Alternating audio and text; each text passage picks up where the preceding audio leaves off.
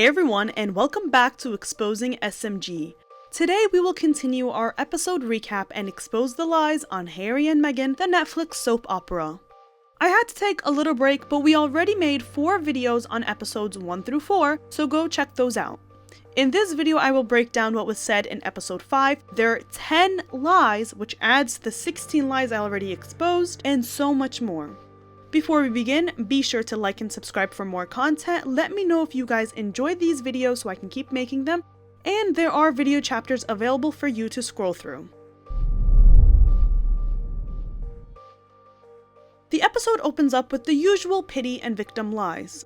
We see yet another private moment of the kids, with Archie running around because #private citizens, and Meghan says that she grew up alone and wanted a big family, with cousins for Archie.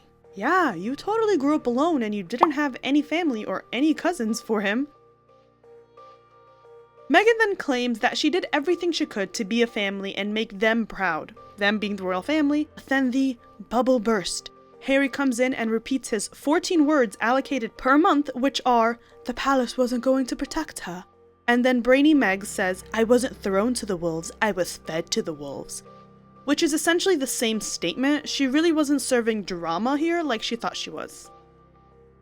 And if you guys watched any of my videos or my episode recaps, you know that Meghan didn't do anything she could to be a family and make them proud. She went out of her way to do everything opposite of what they do, so I'm not even going to repeat myself the way Harry does every episode. And we are going to talk about the palace supposedly not defending them because there are endless examples of palace statements and palace spokespeople speaking out in defense of Harry and specifically Meghan, which I will get to later on. Then Meghan talks some more about her dad and claimed that their relationship got bad when the media got involved because her dad was doing interviews criticizing her. But she fails to mention that Thomas only did interviews after she cut him off and didn't speak to him, so he had no other way of contacting her. She also fails to realize that her relationship with Britain and the royal family also got bad when she went out of her way to try to control the press and have her friends and publicists speak to the press and leak the so-called stories that she complains about. So it's a two-way street. She says that what her father was doing was embarrassing the royal family, and they were like, "Hey, you gotta do something to stop this." To which the Queen and Charles reportedly urged her to write a letter, according to Meghan. Lie number 1. Actually, Tom Bower investigated this and said that they urged her to go see her dad.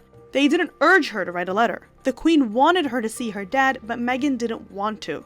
Instead, she'd rather explain this dramatic route, where she sends her manager the letter in LA in order for him to send it to Mexico for her dad, and then claims that whoever signed for the letter wasn't her father. She does all of this when Thomas himself says that he released the letter to defend himself from the claims she made her friends tell People magazine. But of course she's not going to tell us that. She'd rather have a conspiracy theory to make her interesting, instead of saying that the press only knew there was a letter involved when she told her friends that she wrote one and her friends told People magazine. Meghan then talks about a meeting she had with the senior royals where she said, "We must sue the press for what they're doing," to which they said, "Sure, of course," but then no one followed up and apparently there was a war on Meghan. Yeah, millions of people are dying all over the world, but oh no, the war is on Meghan. Diamond earring came off in the ocean and it's gone. And there's people that are dying. Then she ended up suing the press, and then she claimed that she spent Christmas in Canada that year to get away from the drama of the press. And we're going to talk more about that suing and all of that in episode 6. Lie number 2. What they failed to mention is that they took a 6-week-long sabbatical from royal work shortly before Thanksgiving and then spent Christmas in Canada. Meanwhile, they were actually meeting with people to have a US branch of their charity, Sussex Royal, which came after they departed from William and Kate's charity. So they claimed they needed a mental health break, but they were really canoodling with Hollywood executives. While doing this, Meghan is like, "We'll be in Canada, and you guys can have all the front pages of the papers." And she said it in a way as if she's like doing them a favor. Meghan, people are talking about you because they hate you, and there have been hundreds of people to expose you. It's not because you're so liked that the magazines want to cover you. It's because you're a train wreck that people can't look away from. Lie number 3. Harry then talks about how he didn't want to use public funding so the media doesn't use that against them. So this gives the idea that they paid out of their own pocket, right? Charitable Megs and Harry didn't want to bother anyone, right? Wrong. Royal Canadian Mounted Police paid for their security, over $50,000 from taxpayer money. The security that they treated poorly in Canada.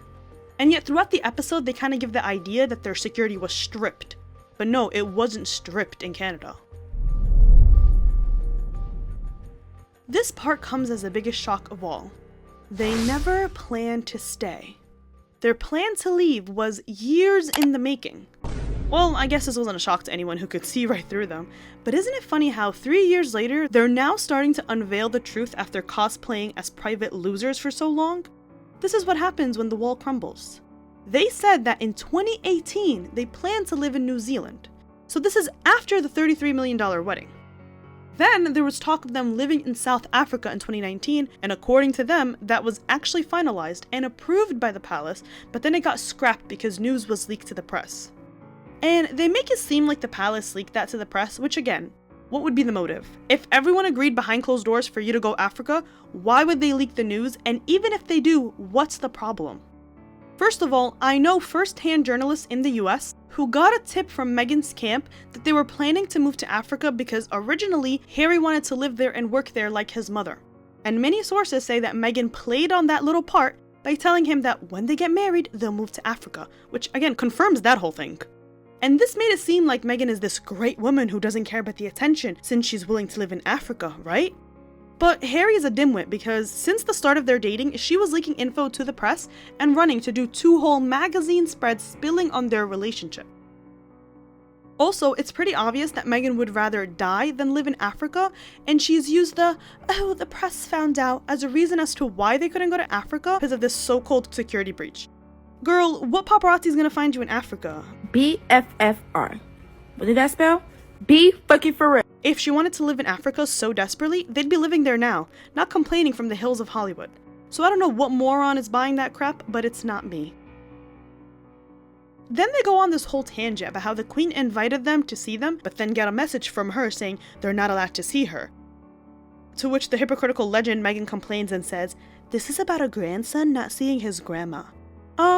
Isn't this what you're doing to your father, who's pleading to see his grandkids, but you're not letting him see them because you'd rather sell your kids for a Netflix check?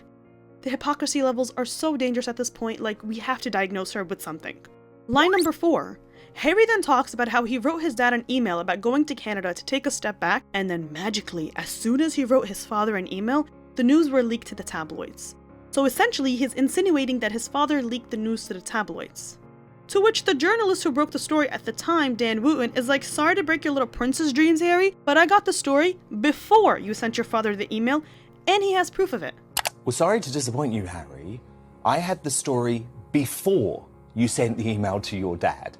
So once again, your claims, not backed up by any evidence, do not stand the truth test. Like, come on, at this point, why are we even giving these pathological liars a platform? Harry and Meghan then continue to expose themselves, and they say that they wanted to step down to a more reduced role while supporting the Queen's Commonwealth, to which they called racist in episode 3, don't forget that. And this is actually proof that Meghan only cares about black issues once it can aid in her weaponization of racism. They said that at this point, the royal family had no interest in meeting with them, and it was only when Meghan left back to Canada that they wanted to meet with Harry. And then Harry the dimwit says that on Netflix, which, let's take a step back, that is so embarrassing for him. Not his family.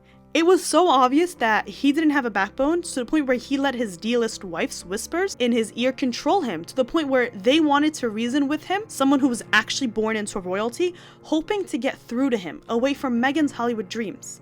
And yet they couldn't do that. And he sits here and airs that on Netflix. It's so embarrassing to him. No duh, they wanted to meet with him only after she left. Meghan is the common denominator for every destruction in her path. She has absolutely no ties with her family, white or black, and now he doesn't either. Anyway, they meet after Meghan leaves the country, and Harry said that they gave him 5 options, and he wanted option 3, which was half in, half out. Translation: making money using my royal title, but not doing any actual royal work. To which the royal family was like, no. Then this grown man, Harry, says that he was terrified that my big brother William yelled and screamed at him, and Charles said things that weren't true, and the Queen sat in silence and she was going on the advice she was given. So let me get this straight. You served in war and you were like 40 years old, but you're terrified that big brother yelled at you? This again confirmed that he has no backbone and the IQ level of a toddler. Also, this actually makes me respect William more, who actually knows when it's time to say enough and call out his BS. Second of all, he just called his father and the current King of England a liar. And he claimed that his grandmother, who served her people for 70 years, was this powerless figure who was easily controlled by the people below her and had no say. Once again, everyone is the problem except him and his wife. Logically, who are you guys gonna believe? Now that I think about it, it seems like Harry and Meghan tried to put pressure on the royal family to keep their royal titles and privileges while they go canoodle with Hollywood executives, because if they're saying that the royal family didn't approve of their plan to be half in and half out, where they support the Queen's Commonwealth and do other royal work, and they claim that he alerted his father that he was leaving, why did they write that in their message when they left? Why did they say that they are looking forward to supporting the Queen and her Commonwealth and basically continuing royal duties, but when they want to, when they feel like it? It seems like they tried to put pressure on them. Harry then ironically says, they saw what they wanted to see, which is funny for two people who produced a whole series on the basis of their feelings and not facts. Harry then says that he's saddened that this whole thing drove a wedge between him and William and that he's on the institution side. No. Come on, be for real. No way you thought that William was going to leave his birthright and his duty to his country and side with you and your delusional wife in Hollywood. Be fucking for real. Lie number 5. To which Harry then says, William bullied us out. Did William bully you out of the royal family, or did you originally have plans in 2018 before the wedding to leave? And then again in 2019, and then again in 2020? Make it make sense. How can he say one thing and then completely contradict himself in another? Oh right, he wants to shift the blame because everyone else is the problem except him. He then complains that the palace killed the story that him and William were fighting, and it's something that he didn't sign off on, and he goes in this whole tangent about how he's so angry. So basically he wanted everyone to know that him and his brother weren't talking. But wait, I thought that you don't want the media in your business and your private life. He then goes off on this whole tangent where he says that they were willing to lie for William to protect him, but for 3 years they weren't willing to protect him, which sends Meghan to tears. And it led to Harry to say, we need to get out. And this was apparently all Harry's decision, not Meghan's. But what the dimwit doesn't realize is that he thinks it's his decision to go play Hollywood hubby and canoodle with James Corden and pitch Bob Iger at an event. But really, none of this was his decision, and it was Meghan's paranoia with the fake paparazzi, remember from episode 1, and claims of security breaches with no proof that makes him think this is his decision. And of course, considering he's basically emasculated by her at this point, he wants to cosplay as a man and pretend that he's the one in charge. Meanwhile, he's better off as Meghan's coffee boy at this point. Lie number 6. Not once do they give us an example of when the palace was supposed to protect them, but they have no problem claiming that they weren't ever protected by them. But here are countless examples of the palace issuing all different types of statements, denying stories and protecting them in the press. Countless. Take a look. This is just a summary because I don't have 3 hours to tell you every little thing. The palace continued to protect them, especially Meghan, even though it reflected badly on the palace. Meghan still chose to wear earrings of someone who was reportedly involved in the inhumane killing of a journalist, not once, but twice, leaving the palace to fend for themselves and try to justify why the wife of the prince was wearing the earrings gifted to her a year ago, now, when his name had been in the news for murder. Or when there were HR emails way before the Oprah interview detailing Meghan's bullying, and that put the palace in hot water as they were defending the actions of a senior royal while putting their staff in a dangerous work environment. Meghan and Harry's behavior and lies are despicable because real people are hurting. Real journalists, real workers, real paparazzi who got called to the scene by Meghan only to be gaslit by her on national television. Real issues of racism only for her to throw black women under the bus. This is real, unlike what Meghan and Harry are claiming. It then cuts to Meghan complaining about the term Megxit, to which David Osaga is like, the press is so unserious. Like, it's a play on words, a pun. What's unserious is Meghan trying to tackle every term she's ever been called.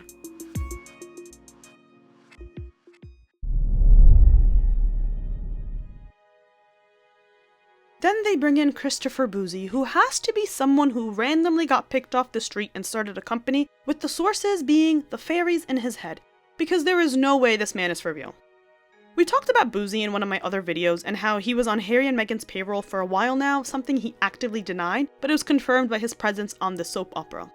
He's also publicly made fun of William and Catherine multiple times, so not only did Meghan and Harry bring some rando with no credible company to defend them, but they have a Will and Kate hater on their payroll. Classy. Bouzy then talks about his irrelevant company, Bot Sentinel, which found results saying that a small number of accounts are responsible for the negative content about Harry and Meghan on Twitter. They analyzed 114,000 tweets and said that it was significantly more than topics like QAnon, climate change, MAGA, and that Bouzy had never seen anything like this in his life. Of the 114,000 tweets, 70% were hateful, and that there are 83 accounts with a reach of 17 million. And these accounts are, apparently, on no basis of any sort of proof, part of this big conspiracy theory where everyone is conspiring against Harry and Meghan, actively recruiting people, discussing what topics they should talk about, tell people how to create multiple accounts, which it's 2023. If you don't know how to create a Twitter account or any social media platform, maybe you aren't fit to be part of this conspiracy group. Anyway, telling people to create multiple accounts, what pictures to spread, how to use a VPN so they don't get suspended. And they proceeded to show a bunch of YouTubers, one of them being Shallon Lester, who ripped everyone involved in this a new one in her video. And it brings me to my point. First of all, this is all a lie. So actually, here's lie number 7. Lie number 7. If they had any proof that people on Twitter were conspiring against them, they'd show it. Which photos are people spreading exactly? Which topics are they inventing? And oh, by the way, using a VPN to change your IP address isn't some hack to avoid suspension on Twitter. Twitter automatically suspends account if you violate community guidelines. And hold on, let's take it a step back. Do you guys want to know what an orchestrated attack on Twitter looks like? I've had thousands and thousands of people support a petition and mass report my Twitter account, trying to get me suspended because they didn't like what I was saying. And guess what? But I'm here. It never worked. Why? I am not actively breaking Twitter's rules, and that's why these accounts aren't getting suspended either. And honestly, Twitter should probably come out and release a statement to say, hey, using a VPN does not mean you can avoid suspension, because now they're lying on an entire other company's policies. Trying to suspend accounts that didn't break rules is called censorship. And people who have something to hide engage in that. I've seen accounts use VPNs get suspended. Why? Because VPNs have nothing to do with avoiding suspension. And Harry and Meghan should be careful of recruiting a rando to spread misinformation. Speaking of misinformation, Harry said, misinformation is a global humanitarian crisis. Misinformation about losers Meghan and Harry can be compared with actual global humanitarian crises such as world hunger, poverty, war, diseases. Don't tell me Meghan's big ego thinks they're on the level of that, huh? And Bouzy saying, I've never seen anything like it. Seen what? 114,000 tweets in how many months? Let me show you what it looks like to actually be relevant.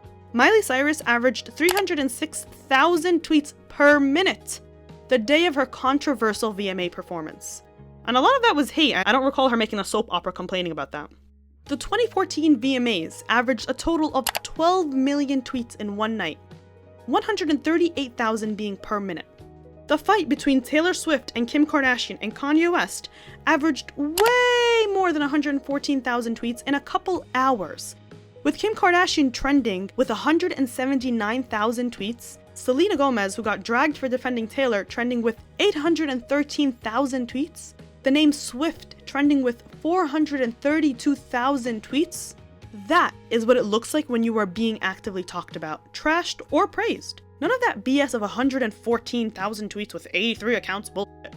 Anyone who doesn't understand Twitter would probably believe this segment of the episode, but luckily for you guys, no one understands Twitter more than me, and it's actually my favorite social media app. So I know what I'm talking about.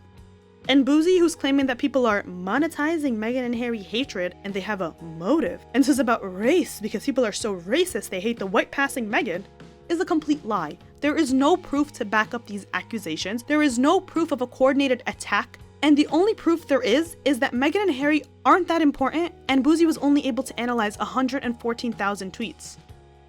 Not once does he show any proof of these reports in the episode. Instead, they show us these random diagrams they made for Netflix. Harry then chimed in and claimed that the British journalists are interacting with and amplifying the hate and lies, and he calls it an abuse of power, which is quite frankly ironic. I can argue that Harry's abusing his power by falsely claiming that journalists are haters that are interacting with other haters. And again, where's the proof? Journalists are doing their job, talking about the story. Unlike the lack of proof they have, showing us these so-called British journalists interacting with haters and abusing their power, we actually have proof of the hater Bouzy on candid camera hating on William and Catherine. But are we just going to silence the free press so Harry and Meghan can get off on their lies?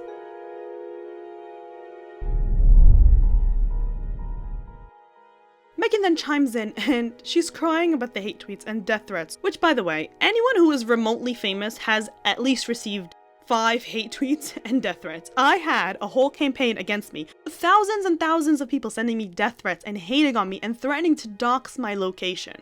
Am I crying about it? She then starts this entire soap opera, which, guys, listen. I am an empathetic person. If I see someone cry or someone so sad, I'm the type to easily cry as well, whether or not I like the person. It has nothing to do with my opinion. So it says a lot that Meghan's little scene where she's like, are we safe? Are the doors locked? Are my babies safe? And her little left eye tear. 1 tear, left eye, go. That she knows how to do on demand didn't even move me because it's so obvious this is an act. And not a good one at that. If she was a good actress, she would have been cast in more jobs than the one cable TV show that she mentions every 3 business days. First of all, Meghan, you're on a secluded ass island in the middle of a pandemic. Who's breaking into your house? Who's actively trying to hurt you on an island? Is there proof of this, or is she trying to make the viewers paranoid for her, the way she makes Harry paranoid with the imaginary paparazzi? Second of all, they had security in Canada, so I don't know what's up with the crocodile tears.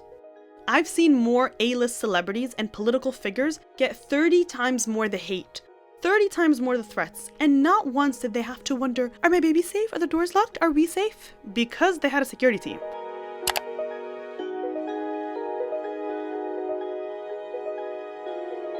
It then cuts to Meghan recording herself reading to Archie and him playing because, God forbid, a candid moment with the kids isn't caught on camera, and then they call Harry and Meghan symbols of social justice.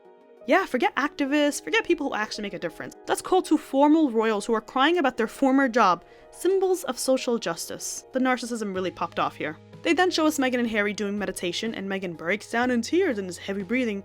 Which again, why is this being recorded? Who records themselves meditating? Everything is so scripted and planned to the point where I am low-key judging you if you believe any of this. Like, at least lie and pretend that the producers put a camera in your room while you meditated like most celebrities do. Nah. They want us to believe that Meghan was able to tap into her subconscious mind, do breath work, and meditate, which requires extreme focus, while there's a whole camera crew set up in front of her. They then show us a bunch of photos of them on palace grounds, them on the stairs, moving in, moving out, being in Frogmore Cottage, and them looking back at their love story. And again, it's so funny how much they documented back in the day, once again proving that this was their plan all along. Harry then talks about how he imagined Archie growing up and running around Frogmore Cottage and jumping in the Queen's pond, but that all quickly changed, even though both he and Meghan talked about them both doing this forever. Line number 8. So I'm confused. I thought you guys planned to move in 2018. And didn't Harry keep whining about how he's been wanting to leave the royal family and his royal duties? So you wanted to do this job forever, or you always wanted to leave? Which one is it? Then they discuss Commonwealth Day, which they say was the first time they saw the family since announcing they're stepping down from their duties. Of course, Meghan had professional photographers ready to film everything. It's literally ridiculous at this point.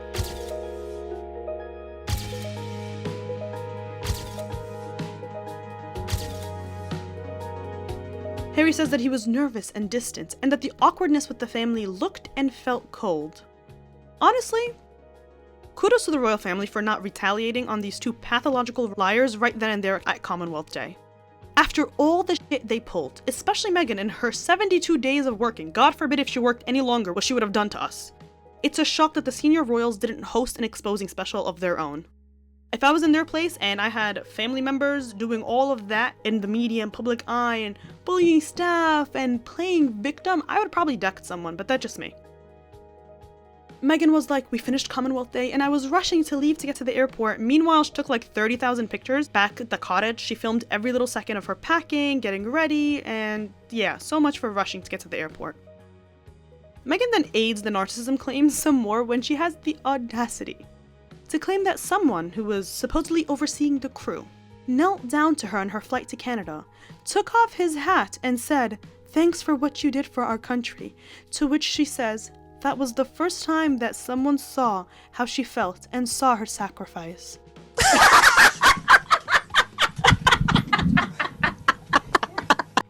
Oh my god. What sacrifice? Literally, what happened to her in the UK that wasn't proven to be a lie? What kind of narcissism is this? She wants so badly to be important, she claims someone took off her hat for her and knelt next to her? Meghan, are you sure they weren't just asking you if you want juice or water? Are you sure that you weren't just daydreaming? What kind of delusional person is she? Healthcare workers who worked in the front lines during COVID showed a sacrifice. Those who fought in war showed a sacrifice. Firefighters going into burning buildings show a sacrifice. Meghan whining and complaining because the press didn't like her for valid reasons while burning through the royal budget isn't the sacrifice she thinks it is. She sounds like a loser who dreams of being important, which is exactly what she is. She claims she got off the airport and collapsed in the arms of a security guard and that she tried so hard to fit in, but she didn't. Wait, I thought you bozos didn't have security in Canada because it was cut. Oh god, she wants her life to be a fairy tale so much. Girl, get a grip on reality. They end the episode trying to deter hate toward the royal family by purposely showing clips of William and Catherine getting off the plane for their Caribbean tour, which was highly criticized, and they show one of the commonwealth countries, Barbados, removing Queen as head of state. Mind you, this part of the episode comes out of nowhere, but it shows us their motive. They want people to send the royal family hate, and they're even ready to give you the topic for you to hate on them. Which sounds a lot like the coordinated attack flop Bouzy claims happened to Meghan and Harry. Harry's like, everyone missed the opportunity with Meghan. Yeah, pretty sure that's what Meghan told herself at night when the casting directors rejected her yet again for the 9th time this week. They claimed that they had less than 3 weeks to find security, their location was supposedly exposed, their security was pulled, and that's their reasoning as to why they left to secluded Canada for the safety of California.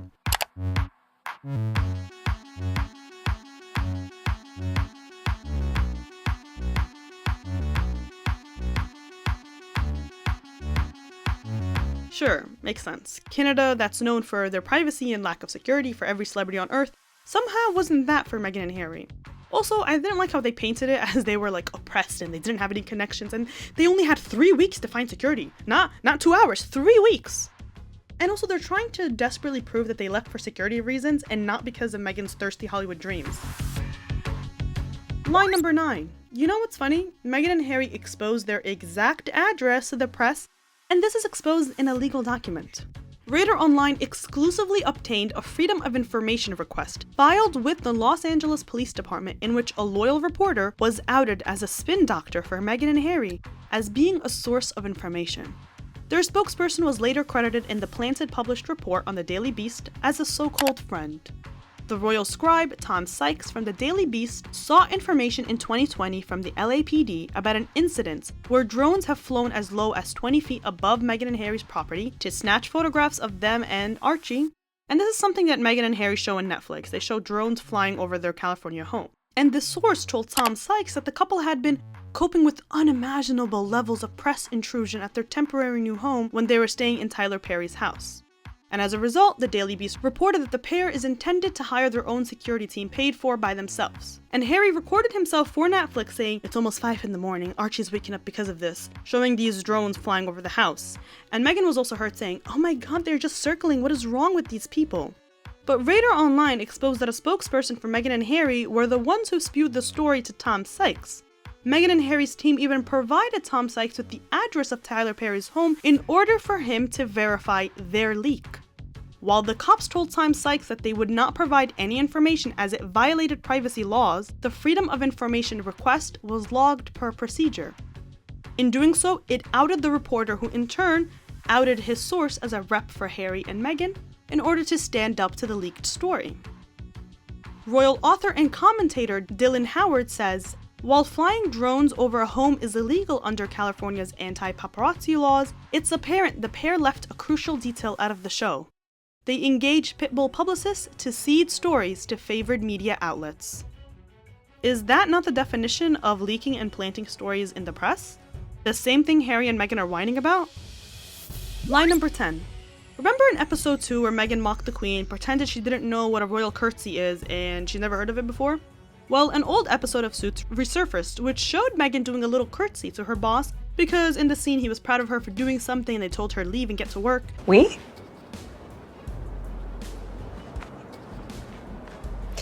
And her fans were like, it's just a bounce, but you can clearly tell it's a curtsy as she redistributes weight from one foot to the other. And it was done as a sarcastic curtsy, like when you sarcastically salute your friend and say, yes sir.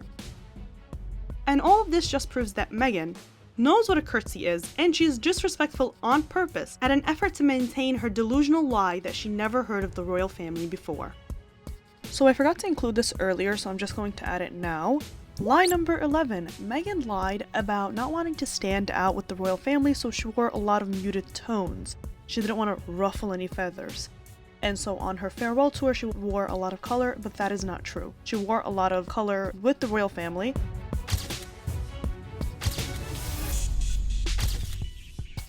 And on top of that, her style is more muted. So when she wore like brown and creams and beiges, A, that's usually her style. That's how she dressed on Netflix.